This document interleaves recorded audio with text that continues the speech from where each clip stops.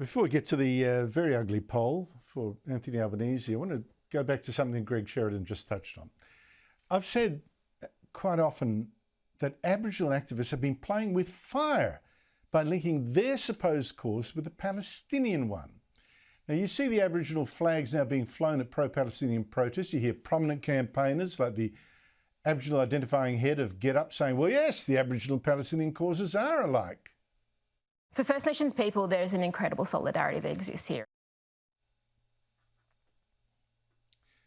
But now, and inevitably, it's got even more explicitly dangerous, with one Aboriginal group, the Black People's Union, posting this message from a proscribed Islamist terror group, the Marxist Popular Front for the Liberation of Palestine, calling for action.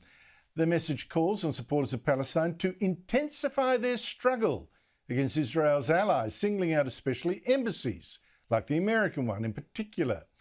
Now, who would do something so stupid as to post a thinly veiled call for action by an Islamist terrorist group?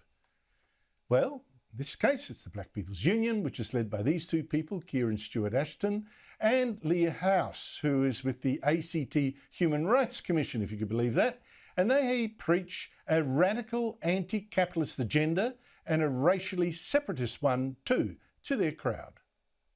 Always was, always will be Aboriginal land!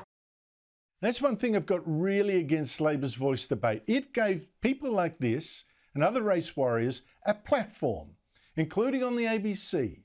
It also got this Aboriginal, Black People's Union holding fundraising meetings in Canberra and addressing crowds. I want to finish off with a chant we've got in the Black People's Union. It's very applicable to the Palestinian situation as well. It goes, land back, liberation, end colonial occupation. End colonial occupation, land back, liberation, end colonial occupation. I did ask the union to come on the show, but apart from getting a query back on the topics, got no further response. Now, I'm not saying this union knew the Popular Front is a terrorist group, not saying they interpreted the tweet as a call for anything more than a protest. They might be that stupid, but how reckless to publish it and to link the Aboriginal cause here, as they define it, to a cause pushed by Islamist terrorists, not just this group, but Hamas. Joining me is Robert Gregory of the Australian Jewish Association. Robert, thanks for your time. What do you make of this? Thanks so much, Andrew. Well, I think your characterisation was perfect. You called it stupid, you called it reckless, and it's certainly both of those things. The PFLP, the Popular Front for the Liberation of Palestine, it's a terrorist group that's been around for decades. They're most famous for hijacking aeroplanes, for suicide bombings, for assassinating Israel's tourism minister. The last major attack they did, they blew up and killed a 17-year-old girl who was hiking at a spring with her father. So this is not an organisation that the Aboriginal cause should be associated with. I know many moderate Aboriginal leaders are starting to get concerned about these radicals. In recent days, we've seen Nova Perez, we've seen Marsha Langton wishing to disassociate themselves from these radical groups, and it's really not hard to see why.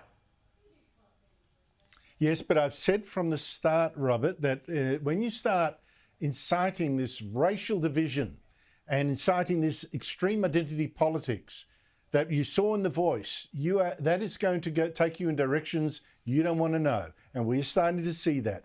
Palestinian activists making this direct link between Aborigines here and Palestinians there. You know, we had one activist wearing the Palestinian one, wearing a pin on the ABC with the flags of both causes entwined.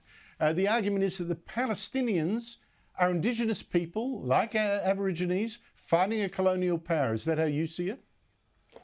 Well, I mean, we know The Voice inflamed racial tensions, and we were proud to be the only Australian Jewish group that opposed it.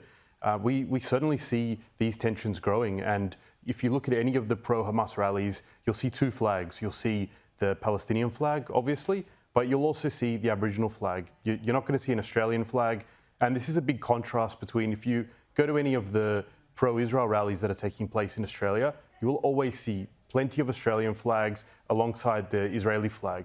And my organisation, the Australian Jewish Association, we have one gimmick, and that's an Australia and an Israel flag that we wear together. So I think by radical Aboriginal activists associating themselves with the Palestinian cause, they're not doing their cause any favours. It's not in the remote communities. They're not behind this. But it's the radical inner city absolutely. activists. Robert Gregory, you are so right, and thank you for drawing my attention to this one. Robert Gregory, Australian Jewish Association, thank you for your time. And I've got to say to all those people saying, oh, they're Indigenous too, so Aborigines have a simpatico. In fact, Jews were in the Jerusalem area long before the Palestinians, right? The big temple on the mount there, that's actually built on the ruins of a Jewish temple that was built there 1,000 years more